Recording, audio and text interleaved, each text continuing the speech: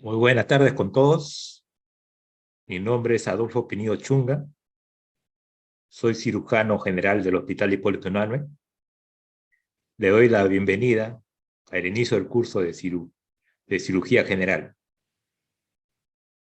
En esta oportunidad vamos a ver el tema de pre- y postoperatorio del paciente quirúrgico.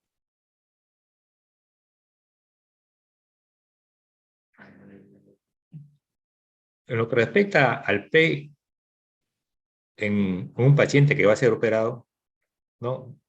Se va a hacer una evaluación y cuidados perioperatorios.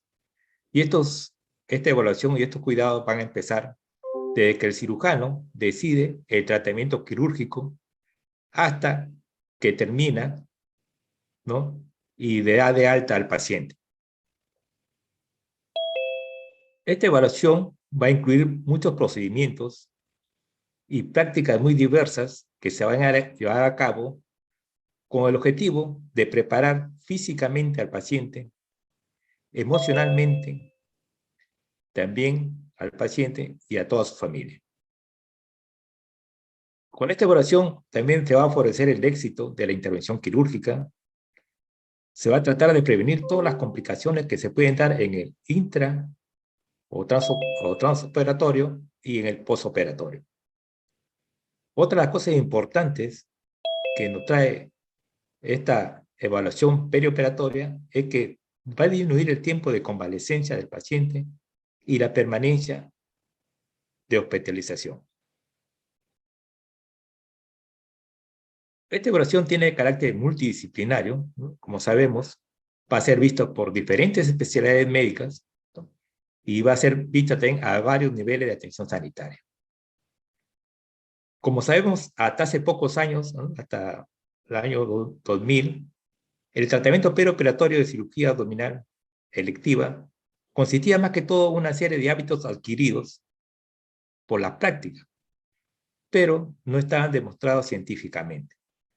De ahí que a partir del año 2000, ahí en Escocia, se ven unos programas, ¿no?, de recuperación intensificada, donde van a revisar los cuidados tradicionales y van a racionalizar el tratamiento perioperatorio para con esto ver la mejora del curso postoperatorio del paciente.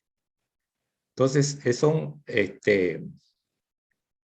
programas, ¿no?, como tenemos el ERA, o la realización multimodal, que se van a basar en 3 pilares importantes. Primero, aplicar un paquete de medidas y estrategias perioperatorias, que éstas sean interdisciplinarias.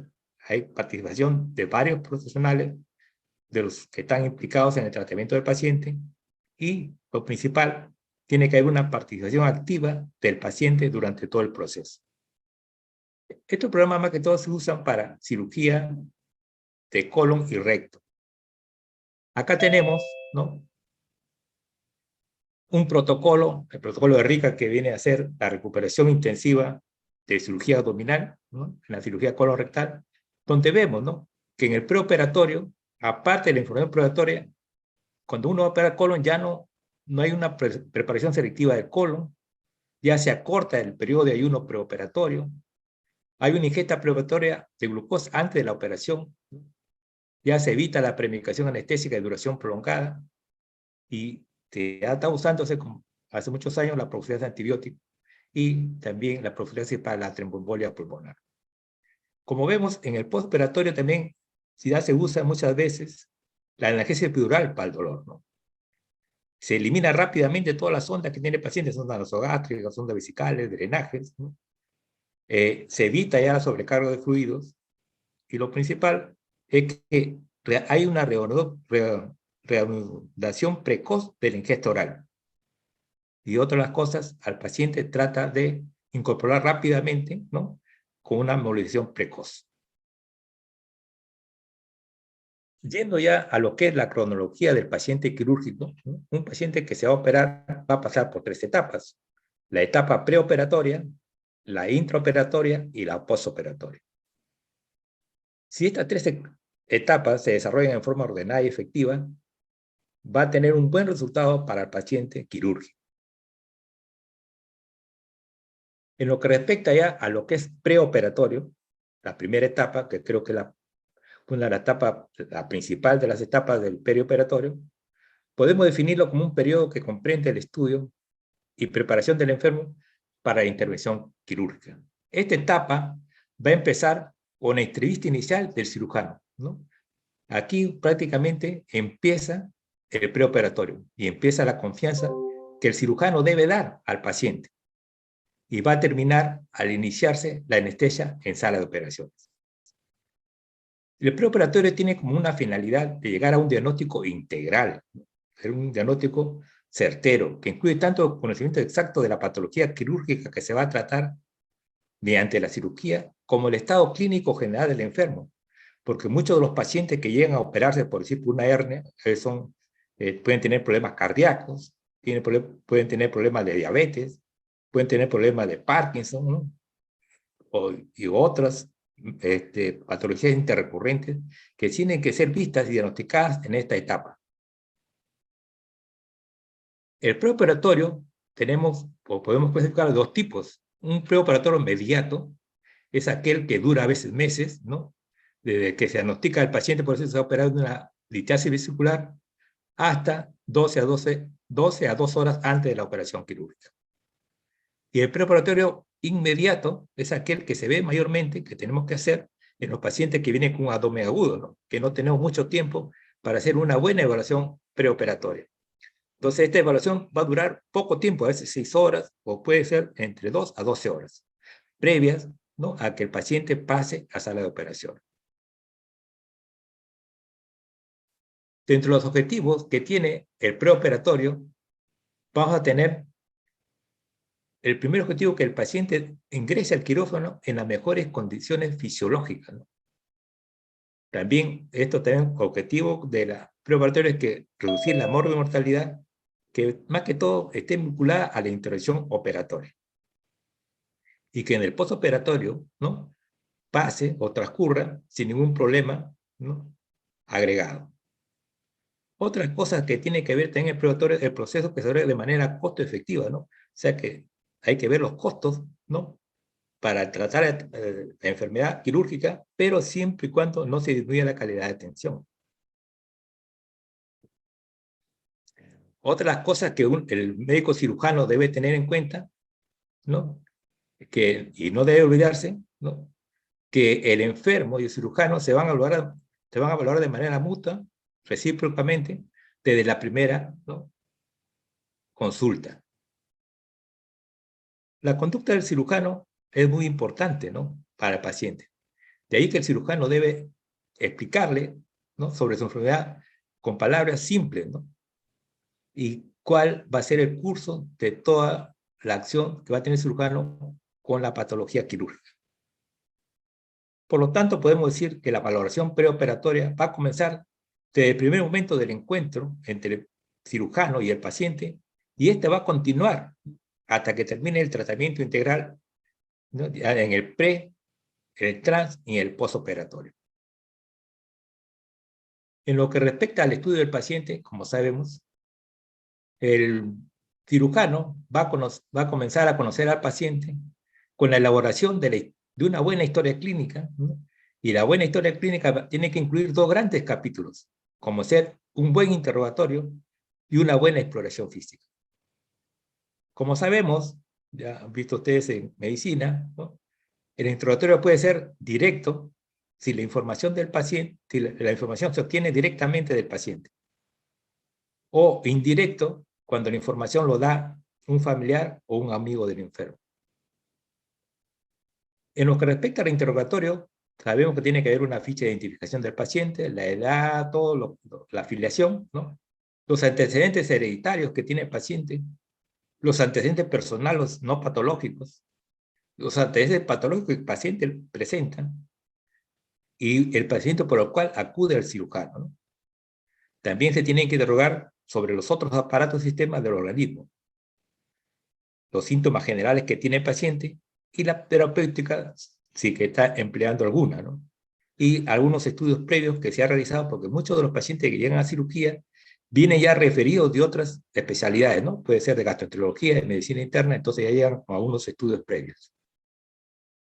En lo que respecta a la exploración física, siempre tenemos que evaluar los signos vitales y la topometría, ¿no?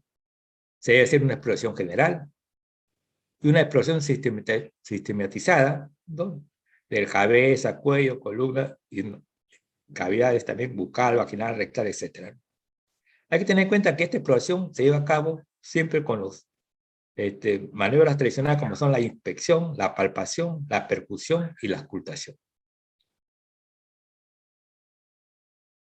Tenemos que tener en cuenta que en el estudio del paciente, en general, la información que se va a obtener en el momento de cumplir el examen físico, ¿no?, no va a producir una probabilidad diagnóstica, ¿no? O sea, que después de hacer una buena historia clínica, entonces nos va a dar una posibilidad diagnóstica. Pero a veces esa posibilidad diagnóstica va a requerir de algunos exámenes, ¿no?, para corroborar el diagnóstico o llegar a un diagnóstico certero, para lo cual va a requerir alguna información cuantitativa y cualitativa.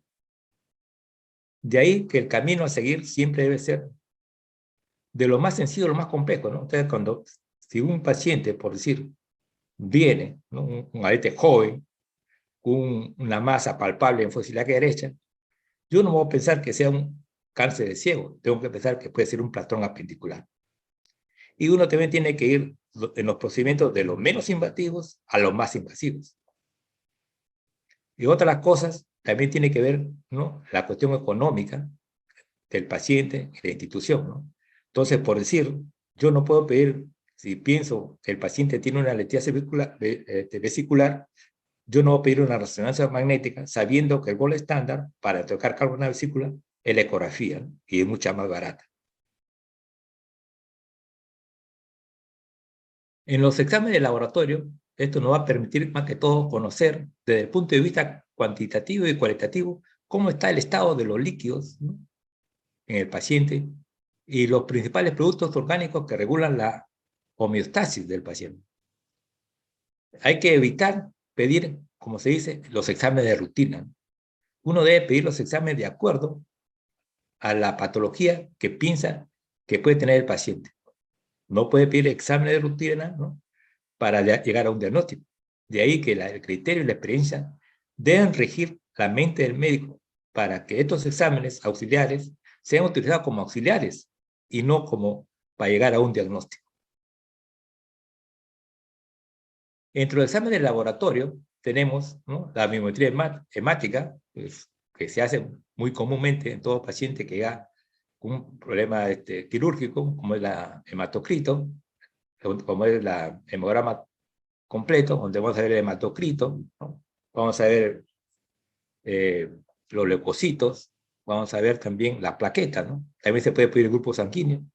También se puede pedir una química sanguínea, ¿no? Acá vamos a ver glucosa, urea, creatinina, perfil hepático, perfil lipídico, etcétera. El examen general de orina, el tiempo sangrado y tiempo de coagulación. Dentro del examen de gabinete que se puede pedir en el preoperatorio de los pacientes, vamos a tener todos los que se realizan por el departamento de imágenes, ¿no? Acá se puede pedir radiografías simples a los pacientes, radiografía con medio de contraste, ultrasonido, tomografía computarizada, resonancia magnética, gamografías y estudios con material redactivo también es importante, ¿no? Dentro de otros estudios que también se puede realizar a los pacientes en el preoperatorio, tenemos el electrocardiograma y los procedimientos endoscópicos, ya sean altos o bajos. Acá tenemos algunos exámenes sugeridos en pacientes que son sanos y sintomáticos, según la clasificación ASA1, ¿no? Como vemos, un paciente menor de 40 años, varón, normalmente no debería pedirse nada, ¿no? Y si es mujer, un test de embarazo. Mientras que a los mayores de 75 años, sí, ya tenemos que pedir un hematocrito, un electrocardiograma, la creatinina, glicemia, región de tórax, ¿no? Y de ser necesario también se puede pedir hasta un ecocardiograma si hay un problema de insuficiencia cardíaca. El diagnóstico en el preoperatorio tiene que ser un diagnóstico integral. Y este diagnóstico integral se va a realizar mediante el análisis y la conclusión de la información obtenida a través de la historia clínica, que siempre tiene que ser una historia amplia y adecuada. También tiene que ver mucho, ¿no?, la relación médico-paciente, ¿no?, que tiene que ser efectiva, ¿no? Tiene que haber mucha confianza entre el paciente con el médico y los estudios de laboratorio y de gabinete. A veces con estas no se puede llegar a un diagnóstico, ¿no?, certero, entonces uno tiene que hacer algunas interconsultas, ¿no?, para que otros especialistas valoren, ¿no?, la posibilidad de otro diagnóstico. Una vez que ya tenemos integrado el diagnóstico, ya se decide el tratamiento. El tratamiento puede ser médico de inicio y quirúrgico más tarde, o también puede ser quirúrgico de inicio y médico después, o se puede ser estrictamente quirúrgico, o sea, de que inicia, que tiene que operar. Otra de las cosas que tenemos que tener en cuenta es que en personas mayores de 40 años, estos deben ser valorados siempre por un médico internista o cardiólogo antes de ser sometidos a una cirugía, ¿no?, a una cirugía mayor. Pero si fuera una cirugía menor como un lipoma, no necesario, ¿no? Pero si es una cirugía mayor, sí tiene que ser evaluado por un internista o cardiólogo. Una vez que uno ya decide que el paciente tiene que ser operado, siempre tiene que ver que el médico anestesiólogo lo evalúe. El anestesiólogo puede evaluarlo, puede ser con días o semanas de anticipación o un día antes de la operación. Es de acuerdo a la patología que tiene el paciente, ¿no? El anestesiólogo va a recopilar algunos datos que agrega a su historia clínica mediante un formato especial que va a abarcar los siguientes aspectos. Va a ver el estado psíquico del paciente, los medicamentos ingeridos y la dosis que toma el paciente, si tiene alguna toxicomanías, y también es importante para el anestesiólogo antecedentes de anestesia previa, ¿no? Porque se ha visto que algunos pacientes con cuello corto a veces es difícil intubarlo, ¿no? La intubación endotraqueal. O pacientes que tienen deformidad de columna también es difícil poner la anestesia epidural. Entonces, para el anestesiólogo es importante ver esos antecedentes de anestesia previa. También tiene que ver si el paciente usa prótesis bucales o problemas dentales. Y un dato importante es la oxigenación tisular, ¿no? Más que todo esto se va a basar en la hemoglobina, hematocrito, y así tenemos que en los pacientes con menos de 10 gramos por decilitro de hematocrito, normalmente ellos no dan pase para la operación. En el paciente quirúrgico podemos clasificarlo de dos tipos, ¿no? Una cirugía urgente y una cirugía no urgente. Como sabemos, en la cirugía urgente hay peligro de la función de un órgano o la vida del paciente. Es por eso que la cirugía tiene que hacerse inmediatamente. Otra de las cosas que hay que tener en cuenta es que en ocasiones la premura es máxima, que a veces tiene que tener al paciente en condiciones muy precarias, ¿no? A veces viene un paciente con una rotura de aneurisma de aorta, entonces tiene que entrar uno, como sea, o viene con una peritonitis generalizada séptica y tiene que entrar a veces en condiciones muy precarias. En las cirugías no urgentes son aquellas cirugías que normalmente se programan, ¿no?, con anticipación. Y acá tenemos dos tipos, una cirugía electiva y una electiva necesaria. En la electiva, más que todo, el tiempo no es determinante para la vida, ¿no?, y el paciente puede someterse o no al tratamiento quirúrgico. Eso como ejemplo tenemos un paciente, por decir que si tiene una cicatriz retráctil en el cuello, si desea se hace una septoplastía o no. O pacientes con varices en miembros, también a veces se pueden extirpar o no. Mientras una cirugía electiva necesaria, también el tiempo acá no es un factor determinante. Pero ¿qué pasa?, ¿no? Esta patología con el tiempo se puede complicar, ¿no?, si no se hace una intervención anteriormente. Hay pacientes que tienen hernia por mucho tiempo y esperan, ¿no?, que cuando la hernia se estrangule o se case, recién llega de emergencia para operarse. Entonces, no hay que esperar eso. O pacientes con colecitis crónica calculosa también, que esperan que haya un piocolicito, un acceso hepático para recién operarse, ¿no? O llega ya con una coleocolitiasis, ¿no? Entonces llegan complicados.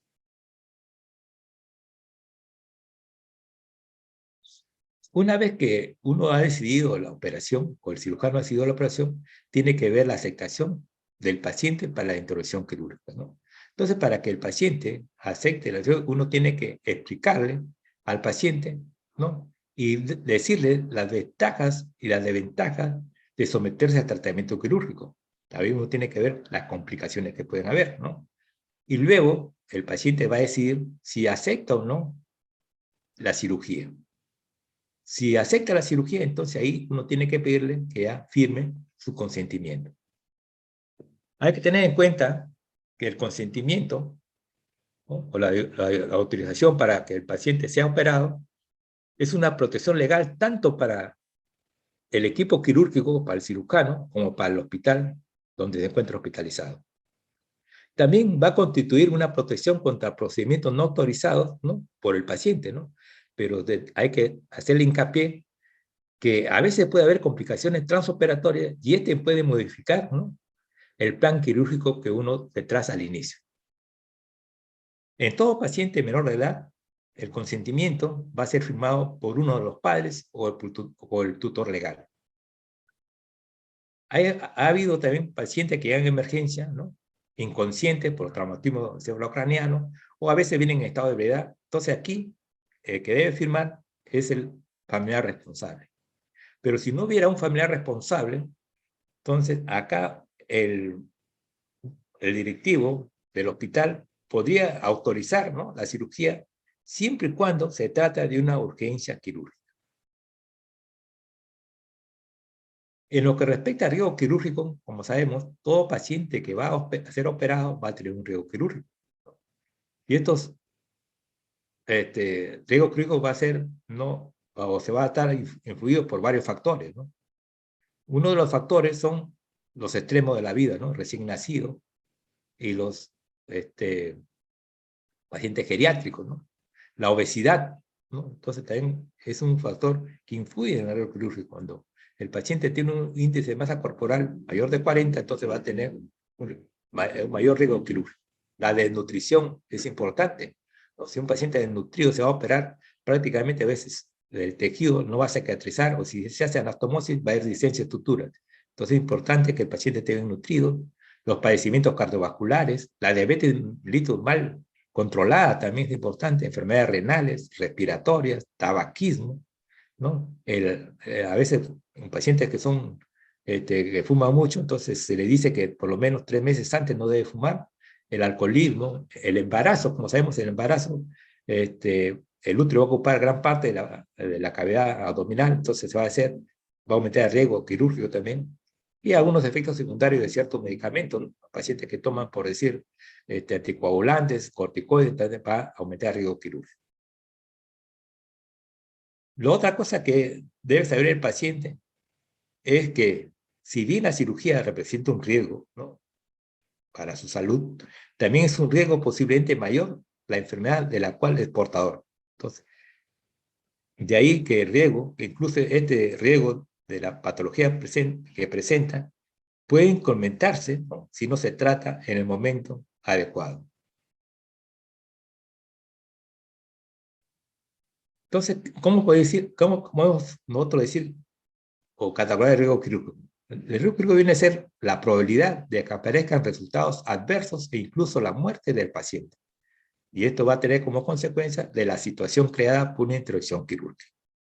Como le dije anteriormente, hay factores, ¿no?, de riesgo que van a aumentar, como son los factores dependientes del paciente, dependientes de la patología y dependientes del acto quirúrgico.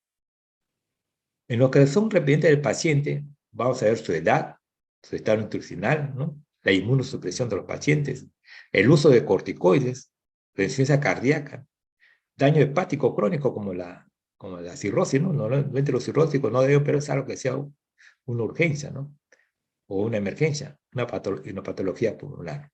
Como vemos, conforme el paciente tiene más años, va a haber un mayor riesgo quirúrgico.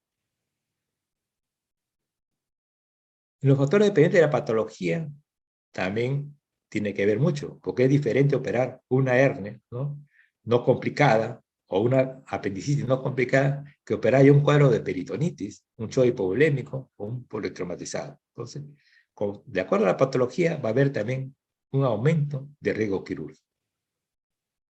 Y en los factores dependientes del acto quirúrgico, es uno de los riesgos mayores que tiene, es la anestesia, ¿no? Cuando es anestesia general, es mucho más riesgo para el paciente que una anestesia regional, ¿no?, o una anestesia local, ¿no?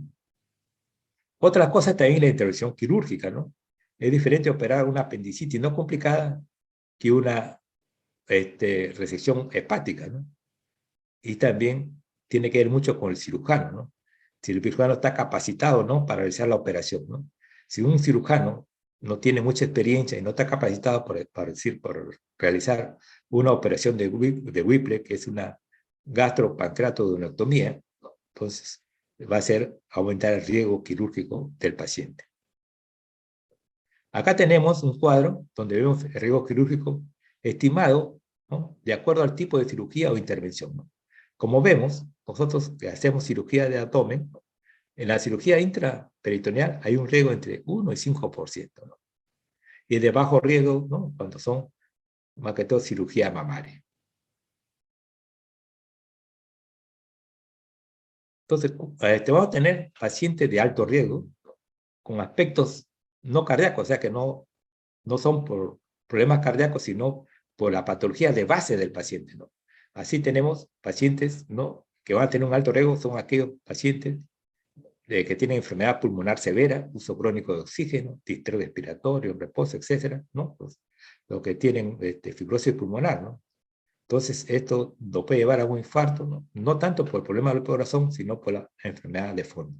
La diabetes pobremente controlada, que puede causar síntomas como riesgo de hipovolemia, la hipertensión severa también, es importante, pacientes mayores de 110 y de diastólica y mayor de 180 en sistólica. A veces cuando el paciente está programado y va a sala y está hipertenso, normalmente se suspende la operación o se llama al especialista, al cardiólogo, para que pueda normalizarlo.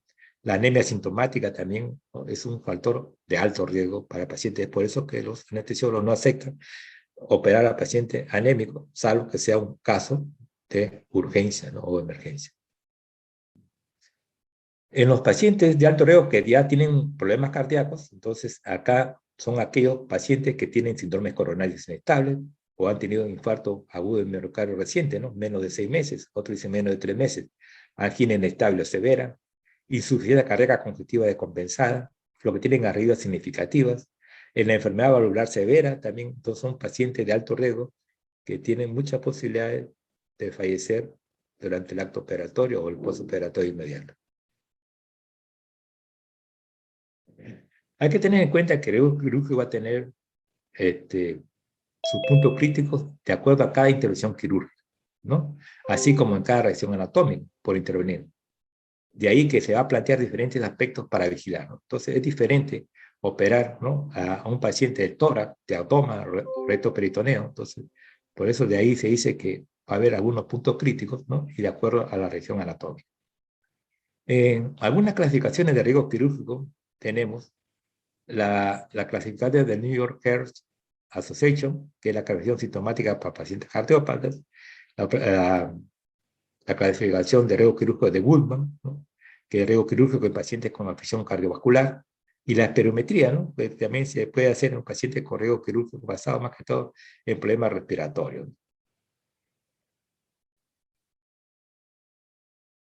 El riesgo quirúrgico se puede clasificar con un riesgo mínimo o habitual, un riesgo intermedio y un riesgo elevado o máximo. El riesgo mínimo o habitual es aquel donde hay solamente lesiones localizadas, sin efectos sistémicos, y el paciente tiene buenas condiciones generales. Acá, por decir, si viene un paciente de 20 años que tiene una hernia inguinal y se le va a hacer una hernioplastia inguinal, entonces podemos decir que es un paciente que tiene un riesgo mínimo, ¿no? En la cuestión de riesgo quirúrgico. De riesgo intermedio, ya acá vemos pacientes con mayor edad, edad madura, o pacientes que tienen obesidad o enfermedad del sistema siempre controlada, ¿no? Como la diabetes, que requieren mayores cuidados, pero acá estos pacientes ya van a requerir mayores cuidados en el transoperatorio y el postoperatorio para evitar complicaciones, ¿no? Acá tenemos un paciente que por sí se realiza, un paciente por sí de 40 años, diabético controlado, que se realiza una apendictomía, ¿no? Luego de una apendicitis no complicada, ¿no? Pero tiene un riesgo elevado máximo aquel paciente ya que tiene una lesión diseminada o afecciones sistémicas avanzadas o lesiones en varios órganos.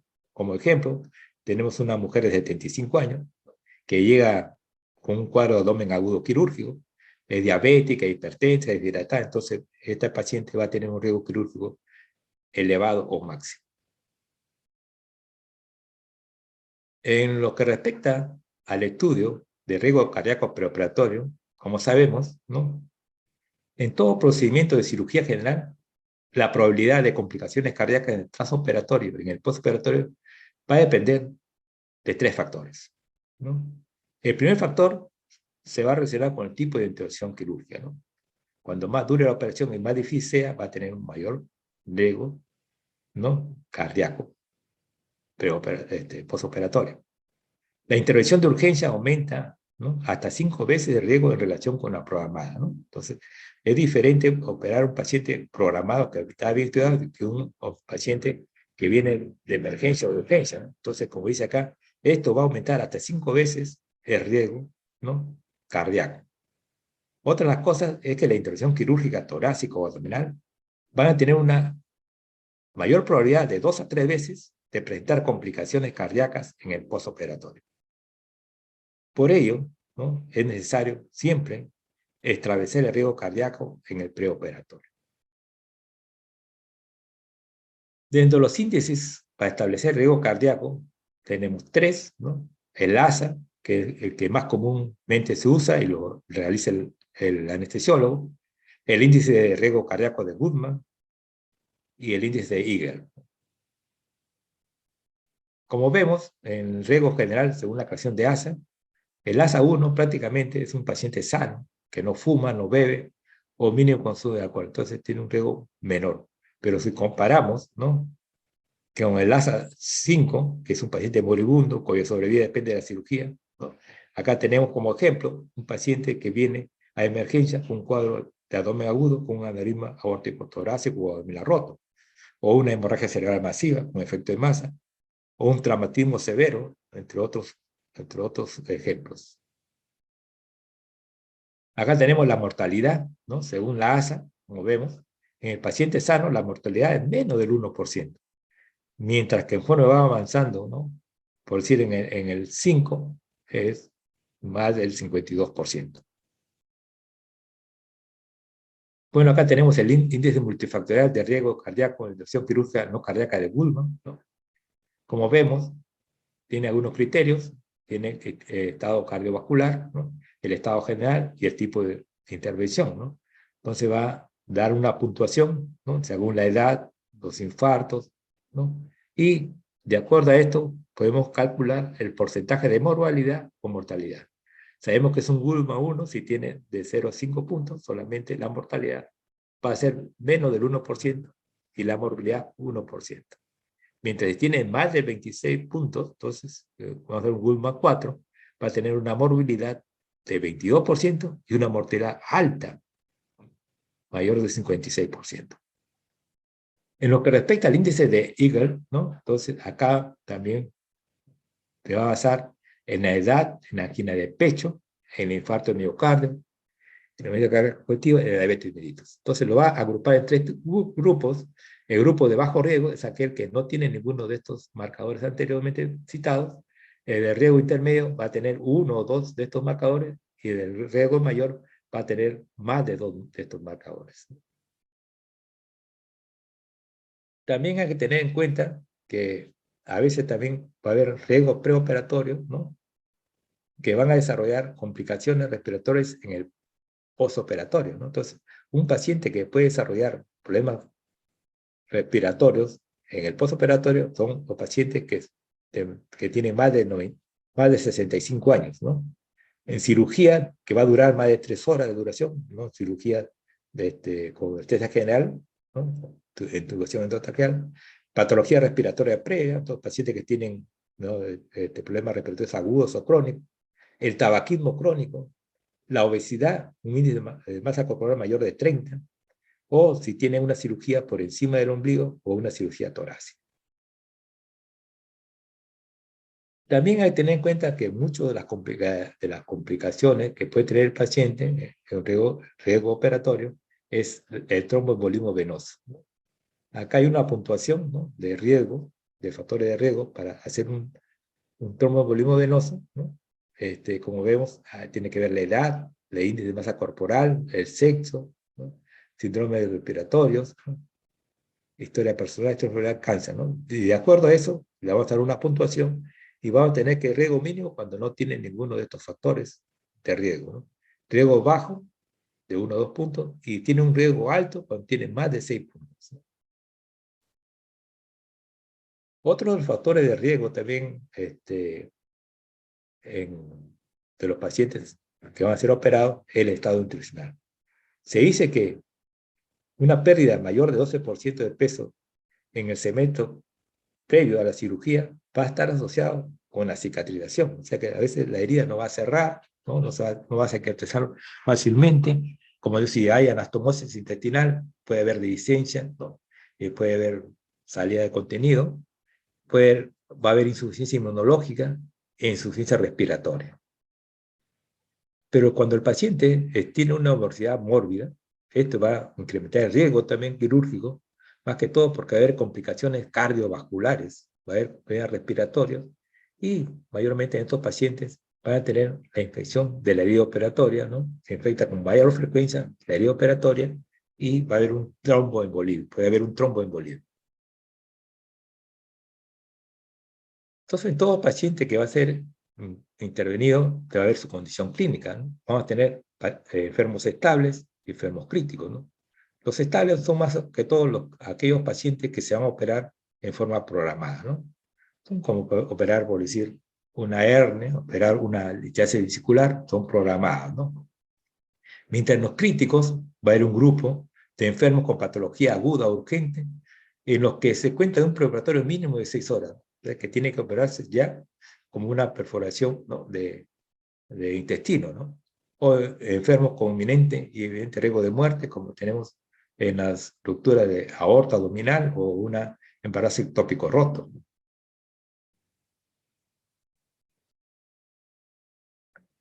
Una vez que el paciente ya se va a operar, hay que preparar al paciente, ¿no? Al paciente para la intervención quirúrgica.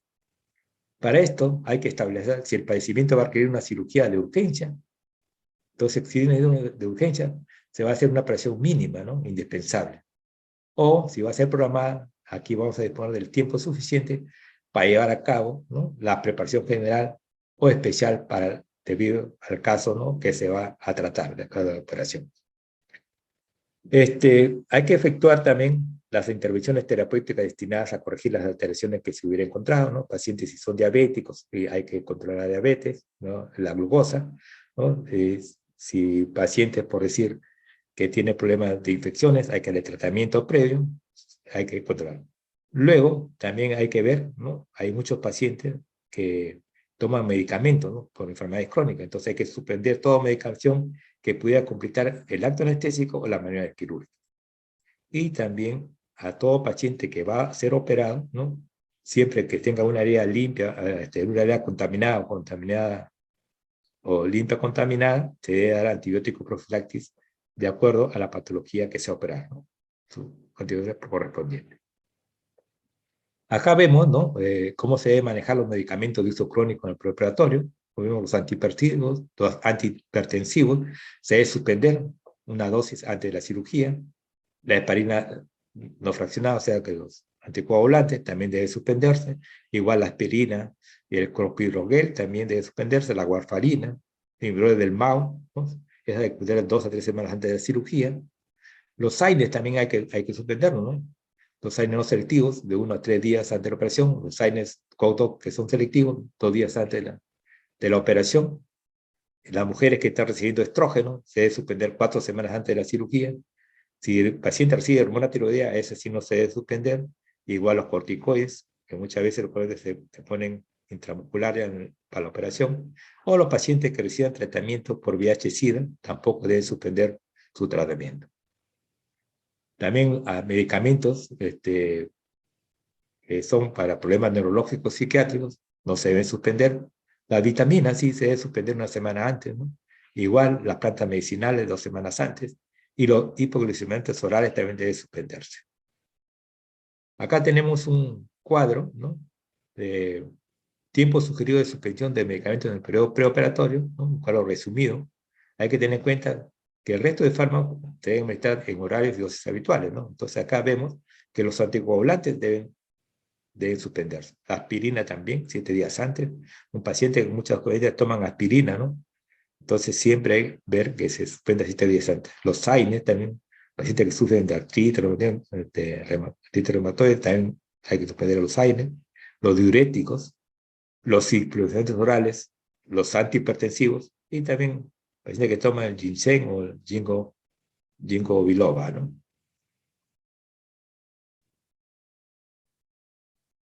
Entonces, para la preparación, para la intervención quirúrgica de un paciente, ¿no? Lo primero que hay que hacer es la preparación psicológica. Entonces, esto está a cargo más que todo del médico tratante o del cirujano, ¿no? Uno tiene que explicarle bien sobre la cirugía, que, que va a mejorar mucho con la operación, y esto va a hacer que el paciente tenga o disminuya su temor del paciente y la ansiedad que tiene, ¿no? El ayuno también es importante. El paciente que se va a operar siempre hay que hacer ayuno. Y esto, como se dice acá, educar al paciente sobre los tiempos de ayuno según el tipo del intestino querido. Normalmente siempre se dice que uno tiene que tener un ayuno de no menos de 6 a 8 horas, ¿no?, de ayuno cuando va a ser operado.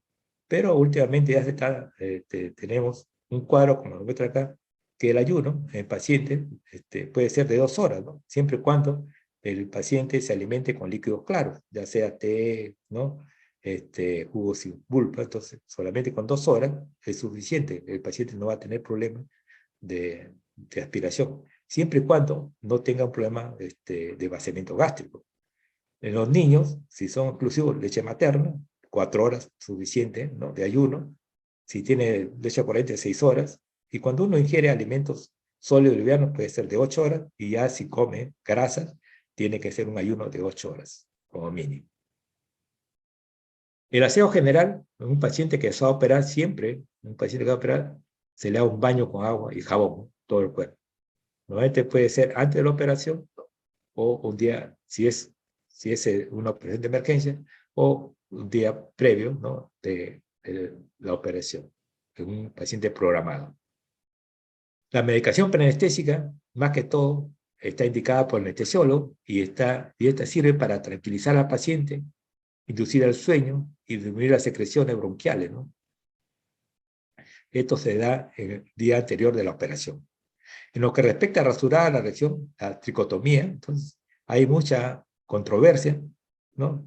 Algunos dicen que debe ser rasurado 1 o 2 horas antes de entrar al quirófano, otros cuando el paciente ya va a empezar la operación, ¿no?, y otros no indican rasurar, ¿no? Entonces, es de acuerdo al criterio del cirujano. En lo que respecta al vestido del paciente, el paciente cuando va a sala de operaciones tiene que ir con ropa descartable, con un camisón, un gorro que cubra todo el cuero cabelludo, las botas, y también tiene que ir con medias elásticas antitrombo, ¿no? Si no hubiera medias elásticas antitrombo, tiene que ir una venda elástica que llegue hasta el tercio superior del muslo.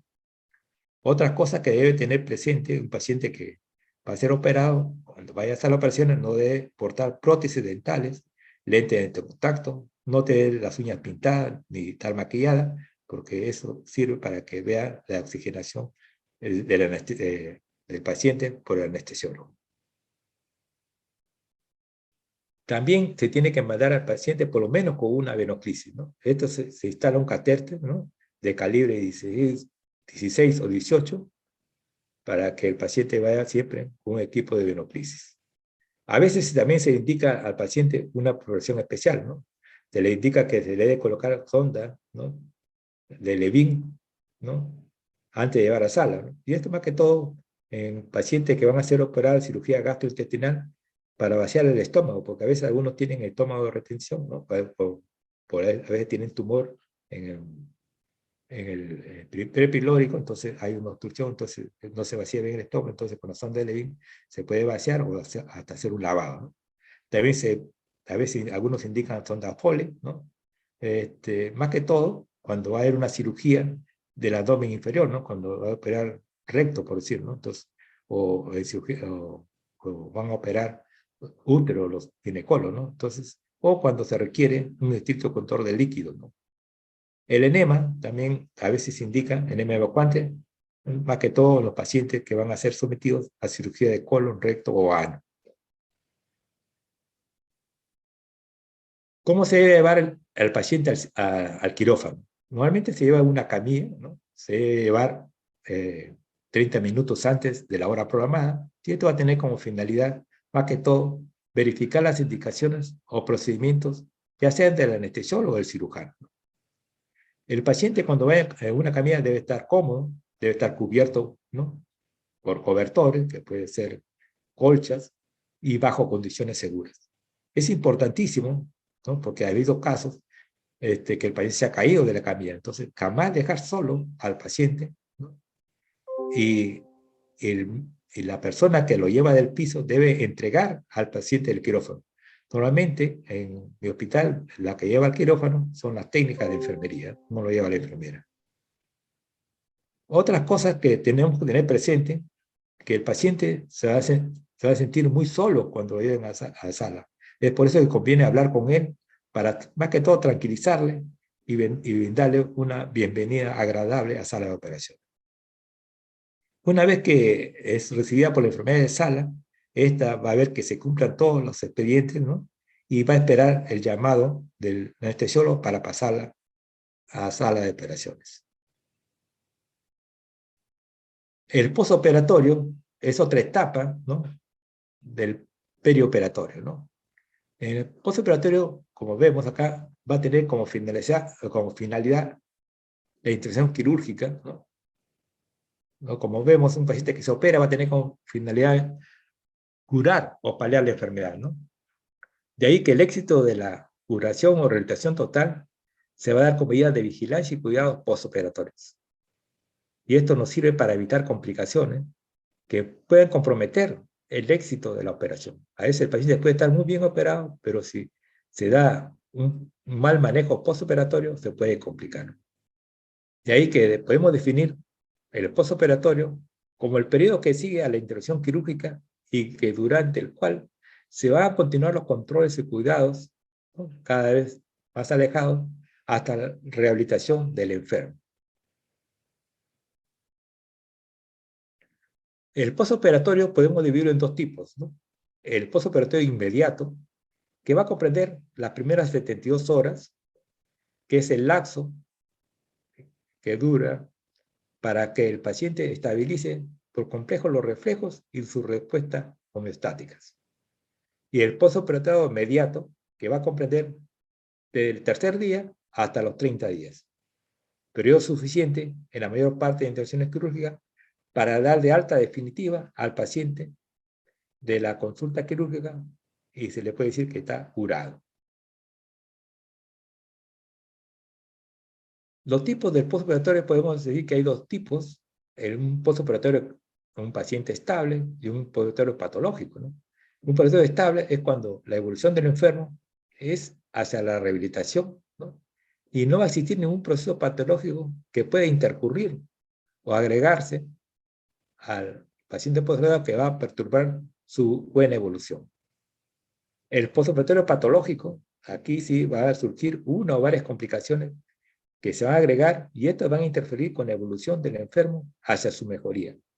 A veces también pueden poner en peligro la función de algún órgano, algún aparato o sistema, o llevar a veces hasta la muerte. Entonces, los cuidados del postoperatorio en un paciente que está estable o normal, todo paciente, como sabemos, una vez que sale de sala de operaciones, va a llegar a sala de recuperación, ¿no? Entonces, en sala de recuperación, el paciente va a seguir siendo visto por el anestesiólogo, porque va a continuar siendo responsable directo del paciente y va a mantener los controles de bajo o alto riesgo que se establecieron en el quirófano, ¿no? Conforme vaya mejorando el paciente, va a ir reduciendo paulatinamente, ¿no? Todos estos controles, ¿no? Conforme el paciente se vaya restableciendo de sus reflejos y sus respuestas homostáticas. Una vez que el paciente está en sala, entonces el cirujano y sus ayudantes van a llevar, ¿no? El expediente clínico. El expediente clínico postoperatorio va a constar de la hoja quirúrgica, que viene a ser el reporte operatorio, donde va a estar, ¿no? El diagnóstico con que ingresó y el diagnóstico con el que sale, ¿no? Entonces, todo el tratamiento hecho en el paciente de la cirugía es un documento con médico legal, ¿no? Y que sirve muchas veces para que los pacientes que sean vistos ya por consultores externos, ya no por el mismo cirujano, por otro cirujano, puedan ver qué es lo que se ha realizado al paciente, ¿no? Tener también indicaciones médicas posoperatorias, donde vamos a ver la vigilancia posoperatoria y la terapéutica, ¿no? En la terapéutica, como sabemos, siempre hay que administrar los líquidos, ¿no? Analgésicos, antibióticos, medicamentos, cuidados frenales de enfermería. Entonces, los cuidados inmediatos del postoperatorio, vamos a ver, una vez que el paciente está en recuperación posanestésica, se le debe controlar las funciones vitales cada 15 a 30 minutos. Otra de las cosas que es importante es vigilar la permeabilidad de las ondas, los drenes, vigilar el sangrado, ¿no? A ver cuantificar la diuresis, ¿no? Entonces uno tiene que ver la diuresis que no sea menos de 0,5 mililitros kilogramos hora, ¿no? Mantener la vía aérea permeable. A veces necesita el paciente de apoyo de ventilatorio, entonces le pone la máscara de Venturi a veces, ¿no? O también se pone la naricera, ¿no? Con oxígeno. También la posición es importante, hay que ver qué posición le conviene más al paciente, si el cúbito dorsal, lateral, prono, ventral, forward, semiforward, es de acuerdo a la operación realizada. Otra cosa que tiene que indicarse al paciente en el postprandial es la dieta absoluta. Nada por vía oral, se debe meter líquidos, es de acuerdo a las necesidades, porque a veces hay necesidades extras también, ¿no? Como vamos a ver posteriormente. Los analgésicos, a veces hay que evitar los vómitos, los antieméticos, hay que darle antibióticos, también si es necesario. Y a veces te puede pedir algunos exámenes de laboratorio, el paciente por decir que es diabético, entonces hay que controlar su glucosa, ¿no? Entonces, a veces exámenes, o ha sangrado mucho, hay que pedirle su hematocrito, o también a veces exámenes de gabinete, como son la radiografía o las ecografías. En lo que respecta al tratamiento hidroelectrolítico en el paciente postoperado, tenemos que tener en cuenta que el tratamiento con los líquidos del postoperado es muy variable, ¿no? Este va a depender del tipo de procedimiento que se llevó a cabo y de las condiciones clínicas de cada enfermo. Así tenemos que pacientes que pueden reiniciar su vía oral en el lapso aproximado de 6 a 12 horas, conviene más que todo suplir los requerimientos hídricos con una solución glucosada. Pero en situaciones postquirúrgicas, ¿no? Con periodo de ayuno mayor de 3 días, más prolongado, a veces son, o con necesidades extras, pacientes que están febriles, que tienen quemaduras, o son quemados, que tienen sondas de drenaje, ya sea nasogástrica, ¿no? Ya sea vesical, ¿no? Entonces, hay que ver de acuerdo a esas pérdidas extras el volumen y la composición, ¿no? Para calcular lo que necesita de líquido. Entonces uno tiene que calcular mediante las pérdidas insensibles y los volúmenes obtenidos de las sondas y los drenajes. Como vemos acá, un paciente, ¿no? Adulto medio en ayuno, sin patología interrecurrente, para cubrir las 24 horas es suficiente 3 líquidos de soluciones, ¿no? Una solución glucosada al 5%, con 20 milivalentes de cloruro de sodio, cloruro de potasio, una solución mixta con 20 milivalentes de cloruro de potasio, una solución glucosada al 5% con 20 milivalentes de cloruro de potasio, ¿no? Entonces da 3 litros de 24 horas y con eso es suficiente para el paciente, ¿no? Que no tiene ninguna otra patología intercurrente.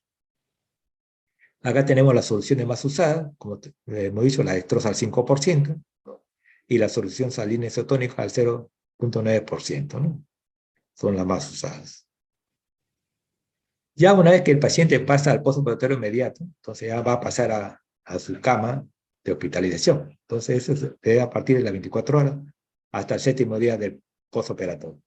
Normalmente, cuando un paciente pasa a sala de hospitalización, tiene que ser siempre acompañado por un técnico, ¿no? De enfermería.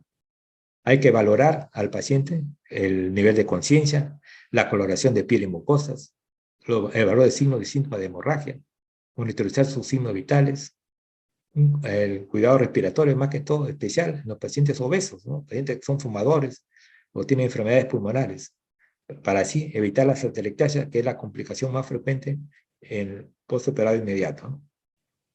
Movilizar drenajes y catéteres a partir del 3er día de la operación, ¿no? Entonces uno tiene que ver la cantidad, ¿no? El tipo de drenaje, no levantar el apósito de herida quirúrgica durante los 2 primeros días, y después de ese tiempo ya no es necesario cubrir la herida, ¿no?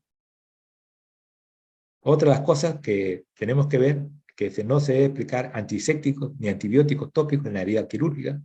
El baño puede ser a partir de las 48 horas después de la cirugía, y no más, y hay que lavar, ¿no? Con agua y jabón la herida, ¿no? Las ondas nasogástricas del fuego se retiran lo antes posible, si es posible retirar después de una vez terminada la operación, ¿no? Para evitar, ¿no? Problemas, a veces los fuera por infecciones, sonda nasogástrica para evitar el vómito, ¿no? Hay que valorar la efectividad de la analgesia, hay que movilizar precozmente y progresiva al paciente, ¿no? Para evitar, como digo, problemas pulmonares, vigilar la emisión espontánea, ¿no? A observar, muchos pacientes hacen a veces globo vesical, ¿no? Porque cuando han sido muy hidratados o cuando le han puesto anestesia epidural o raquidia también. Valorar náuseas y vómitos, verificar la emisión intestinal y ruidos intestinales y iniciar la tolerancia oral en forma progresiva. Antes esperaba que haya ruidos hidroaéreos para iniciar la tolerancia oral, ahora ya no, ¿no? Pues está cambiando ya el manejo de estos pacientes en el perioperatorio. Como vemos, hay que iniciar precozmente la alimentación oral, ¿no? Y esto más que todo lo hacemos en pacientes que ha sido operado de cirugía colorectal o del intestino delgado, ¿no? O también cuando ha sido operado por una cirugía abdominal por ginecología. Como vemos, se recomienda iniciar la ingesta oral de líquidos y sólidos lo antes posible, según la tolerancia del paciente. Entonces acá, como le digo, ya no hay que esperar a haya presencia de ruidos hidroaéreos, ¿no? Si es posible, hacerlo durante las primeras 24 horas después de la operación quirúrgica, o si también se puede, si que no ha habido compromiso de asas, puede ser 4 horas después de la cirugía también.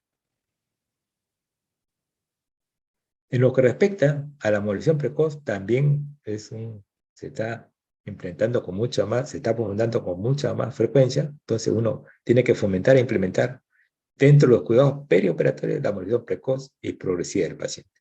Y esto se va a dar a cabo mediante el levantamiento del paciente de la cama el mismo día, si es posible, de la cirugía. Y el paciente debe estar deambulando dentro de las primeras 24 horas, ¿no?, de posoperado. Esto va a evitar muchas veces, como digo, hasta el hilio y problemas pulmonares, ¿no? Más que todo si son pacientes de edad avanzada. Dentro del postoperatorio vamos a tener complicaciones a veces con los pacientes, ¿no? Entonces va a haber dos tipos de complicación. Una complicación local o general, ¿no? Y una complicación en el momento de la ocurrencia después de la cirugía, ¿no? Entonces la complicación local o general, local es cuando afecta el propio sitio de la cirugía, ¿no?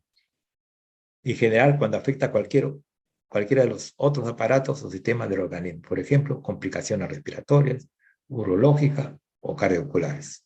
Según el aumento de ocurrencia después de la cirugía, podemos clasificarla de 3 tipos. Una complicación postoperatoria inmediata, que se da en las primeras 24 horas, una temprana, que se da en el transcurso de los primeros 30 días, y una tardía en cualquier periodo ulterior, a menudo después de que el paciente ha dejado el hospital, ¿no? Entonces, a veces tenemos unas complicaciones tardías, tenemos la obstrucción por vías de adherencia, ¿no? Desde la complicación inmediata del postoperatorio, ¿no?, hay 2 complicaciones que son muy temidas, ¿no?, por la gravedad, ¿no?, y que tiene el paciente, y estas tienen que ser detectadas lo antes posible, a la brevedad posible, como son la disfunción hemodinámica, entonces el paciente puede llegar a estado de choque, o la disfunción respiratoria. Como sabemos, ambas situaciones patológicas van a tener como resultado la hipoxia tisular, ¿no? Y esta hipoxia tisular se va a traducir en un déficit del proceso metabólico de la célula, que van a producir una acidosis metabólica. Y si no se da el tratamiento adecuado en el momento, nos puede llevar a la muerte. De entre las complicaciones postoperatorias inmediatas, ¿no?, tenemos las complicaciones que pueden surgir durante este periodo, son múltiples, son diversas, ¿no? Inicialmente pueden afectar un órgano, aparato o sistema. Si no se detectan y corrigen, pueden progresar causando repercusión sistémica y luego de un tiempo variable la muerte del paciente. Dentro de estas complicaciones inmediatas, ¿no?, vamos a tener las complicaciones de la herida operatoria. La herida operatoria tiene como principal complicación la infección de la herida. También puede haber evisceración, que hemos visto pacientes postoperados, ¿no?, que han estado con vómitos, con tos, ¿no?, pacientes desnutridos de edad, que han sido operados por de un polvo. Entonces, el paciente, hay una licencia de toda la herida quirúrgica y el paciente, con la tos, se abre la herida y sale todos los intestinos. Entonces, a veces hemos tenido que reoperar de emergencia a los pacientes, ¿no? El paciente comienza comienza a llamar a la enfermedad y uno encuentra con todas las vísceras afuera, ¿no? La fascitis necrotizante también es cuando entra un germen, ¿no? Que va a atacar más que todo el celular subcutáneo y las fascias, ¿no? Puede haber hemorragia, también a veces hay hematomas, seromas, ¿no? Bueno, esos hematomas se cohibe con la presión y el seroma a veces se aspira y se presiona. Como vemos, la infección de herida operatoria, ¿no? Es una de las principales causas de complicaciones postoperatorias. La incidencia de la infección de la herida va a estar dada, ¿no? De acuerdo a la intervención quirúrgica, de acuerdo al tipo de operación. Así tenemos que podemos clasificar la infección de herida operatoria, ¿no? O podemos clasificar la herida como una herida limpia, cuando la tasa de infección es menos del 1%, ¿no? Una herida limpia contaminada, cuando la tasa de infección es menos del 10%, contaminada entre 15 y 20%, y sucia infectada hasta el 40%. Acá tenemos, ¿no? Una herida limpia, un ejemplo clásico de cirugía de abdomen, es un paciente que es operado de una hernia inguinal. En una limpia contaminada, el ejemplo clásico es la colecistectomía, ¿no? Solamente se apertura, ¿no? Un conducto intestinal como es el cístico, pero no hay extravasación de su contenido o la extracción es mínima. Y la contaminada ya hay cuando hay una extracción de contenido en mayor cantidad, como vemos a veces en la colectomía por colecistitis. Ya una sucia es cuando hay una perfusión del colon, ¿no? Hay heces dentro de la cavidad o hay colecciones purulentas. Entonces, en los pacientes que van a ser operados, ¿no? Siempre se le da antibiótico plural siempre y cuando sea una herida limpia, contaminada o contaminada, ¿no? Entonces, para eso hay que seleccionar el antibiótico que debemos dar, ¿no? Es diferente operar una herida limpia contaminada como es una colecistitis que una contaminada como es una apendicitis, complicada, ¿no? Entonces, de acuerdo a eso, para darle una profilaxis de antibiótico para unos pacientes que están operados de una colecistitis aguda, ¿no? Solamente después necesitar una cirugía de primera generación, mientras si uno va a operar una apendicitis complicada, ¿no? Entonces tiene que dar ya antibióticos que cubran tanto gran negativo y anaerobio. El tratamiento de antibiótico ocular siempre debe ser antes de la operación. Se dice que debe ser, se recomienda 30 a 60 minutos antes de empezar la operación para que haya una buena concentración, ¿no? Del antibiótico en la sangre al momento de que se hace la incisión. Como vemos acá, la antibiótico profilaxis va a requerir solamente en heridas limpias contaminadas y contaminadas, ¿no? Ya en una herida sucia o séptica, ya solamente ahí va a tener un tratamiento de antibiótico. Mientras que en las limpias no va a requerir antibiótico profilaxis, salvo que se ponga alguna prótesis, ¿no? La fiebre también es otra de las complicaciones que se ve con mucha frecuencia en los pacientes y está dado mayormente por atelectasia, ¿no? Pulmonar, infecciones, reacciones transfusionales, antibióticos, terapia prolongada. Hay pacientes que hemos tenido en el piso que tenían fiebre más de 4 o 5 días, se les retiraba antibiótico y desaparecía la fiebre. También puede ser por la deshidratación, por flebitis, tomoflebitis, también, y la embolia pulmonar. Entonces, dentro de las complicaciones, ¿no? Respiratorias, vamos a tener la atelectasia. Su aparición suele ser muy precoz en el postoperatorio durante las primeras 24 horas. Como sabemos, no necesita tratamiento, solamente necesita para mejorar ejercicios respiratorios, ¿no? Para que pueda sacar los trombos, la secreción mucosa de los pulmones. La neumonía, por lo general, se presenta entre las 24 y 96 horas postoperatorias, y el síndrome de estrés respiratorio agudo es una complicación, como digo, es grave, y que se puede presentar entre 24 y 48 horas, pero felizmente es rara. Otra de las complicaciones, tenemos infecciones intraabdominales, ¿no? A veces hay accesos o colecciones, a veces tenemos pacientes que han sido operados de apendicitis complicada, con peritonitis, y hacen accesos residuales, ¿no? O a veces ha sido operado de vesícula y ha habido una lesión inadvertida y hay bilis, hace un bilioperitoneo, ¿no?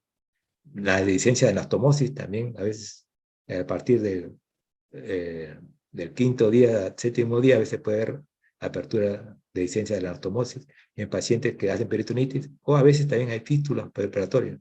Como le digo, la licencia de anastomosis y la fístula preoperación son las complicaciones más temidas por los cirujanos. La distensión abdominal hay que tener en cuenta que puede ser de dos tipos. Una puede deberse a un hilo postoperatorio o una hilio o una obstrucción intestinal mecánica. Mayormente es por un hilio postoperatorio y esto es debido a la parálisis o parálisis intestinal, y esto se debe más que todo cuando el cirujano opera el abdomen, manipula mucho las vísceras, ¿no? Entonces, eso hace que haga un hilo postoperatorio. O también cuando hace uso de medicamentos anticolinérgicos en procesos sépticos abdominales con peritonitis también a veces también, o trastornos hidroelectrolíticos como la hipopotasemia. Como sabemos, el hilio es frecuente y hay que tratarlo después del quinto día si persiste, ¿no? Entonces, como vemos, el hilo paralítico adinámico, ¿no? Es la respuesta a la agresión quirúrgica en la cirugía abdominal. Es por eso que se dice que con la cirugía laparoscópica hay menos posibilidad de ser hilo paralítico, ¿no? Porque no se manipulan mucho las asas, ¿no? Como cuando uno hace una cirugía abierta. Es una respuesta habitual secundaria de la irritación peritoneal. La recuperación de la motilidad intestinal, como sabemos, debe regresar en forma escalonada, ¿no? Las primeras 24 horas va a comenzar a movilizarse o a tener contracturas intestinales en el seno delgado, entre las 24 a 48 horas el estómago, y entre 3 a 5 días el colon. Como dice acá, cuando el hilo se prolonga por más de 5 días, hay que empezar una eventual complicación e investigar las causas posibles, ¿no? Que puede ser por un problema hidroelectrolítico, o también puede ser un problema mecánico, ¿no? A veces hemos tenido pacientes que en el postoperatorio se han volvulado y han hecho un cuadro de obstrucción intestinal y se pensaba que era un hilo adinámico, ¿no? Otras complicaciones que se puede presentar son la trombosis venosa profunda, ¿no? Es un problema frecuente de cualquier cirugía siempre y cuando el paciente está mucho tiempo en reposo, ¿no? Entonces, aquellos que obligan al paciente a estar en peligro, hay la posibilidad de que el paciente pueda hacer una trombosis venosa profunda. Pero hay que evitar eso mediante la profilaxis, ¿no? Se pone media de compresión gradual antitrombóticas, o también, como digo, se pone vendas elásticas, la compresión neumática intermitente y la terapia anticoagulante, ¿no? Entonces se le puede dar heparina no flexionada o de bajo peso molecular, o a veces se le puede dar antagonista de la vitamina D, vitamina K, ¿no? Otros trastornos que vemos, ¿no? Postoperatorio y que más que todo lo vemos como un dato clínico, es la taquicardia, ¿no? La taquicardia a veces, en pacientes a veces que están ansiosos, hipovolémicos, que tienen hipotermia, dolor, arritmia cardíaca y sepsis. La taquimia o disnea también se ve en pacientes con ansiedad, pacientes que tienen atelectasia, pueden tener neumonía, edema pulmonar, embolia pulmonar. Entonces, siempre hay que descartar esas patologías. En la hipotensión arterial, ¿no? Aquí el paciente puede haber estado de choque, puede haber también hipovolemia, insuficiencia cardíaca, puede haber una sepsis, puede haber un choque anafilaxia. En la oliguria, vamos a ver cuando hay hipovolemia, ¿no? Entonces, insuficiencia renal, obstrucción de vías urinarias o retención urinaria, ¿no? En la ictericia, se puede ver cuando el paciente hemoliza, o el paciente contiene hepatitis, tiene sepsis, o una obstrucción biliar de coleo, ¿no? O una reacción transfusional también puede dar ictericia. También hay pacientes que podemos ver después de la operación, postoperatorio, alteración mental. Y esto más te puede dar por una hipoxia cerebral, puede haber sepsis, puede haber también debido a la farmacoterapia. Puede ser pacientes que son alcohólicos y hay una depresión de alcohol, un accidente cerebrovascular, trastorno de electrolítico, o a veces también pacientes que tienen psicosis. Una vez que uno ya el paciente evoluciona bien, hay que ver el alta, ¿no? Entonces, para el alta hay criterios como que el paciente tolere bien la vía oral, ¿no? Que haya un restablecimiento de tránsito intestinal que está haciendo sus deposiciones, elimine sulfato, que no haya complicaciones, ya, ¿no? No hay infección de herida operatoria, que el paciente puede ir a su domicilio y va a ser visto por familiares, ¿no? la duración mínima, como le digo, de 30 días, que en el mayor caso ya sea una resección completa a los 30 días. El control se va a hacer mayormente por consulta externa. Ahí ya se va a retirar los puntos de la cirugía, que normalmente se hace a los 7 días, y se va a suspender todo un medicamento, ¿no? Y se va a dar si ya el paciente se ha rehabilitado completamente. Bueno, ese es todo. No sé si tienen alguna pregunta.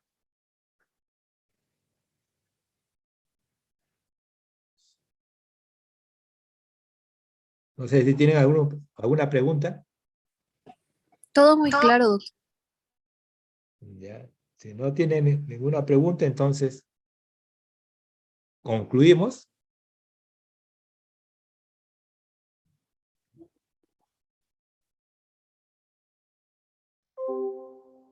Ya. Entonces, ya. Gracias. Hasta luego. Suerte. Hasta la próxima. Gracias, doctor. Buenas tardes. Gracias, doctor.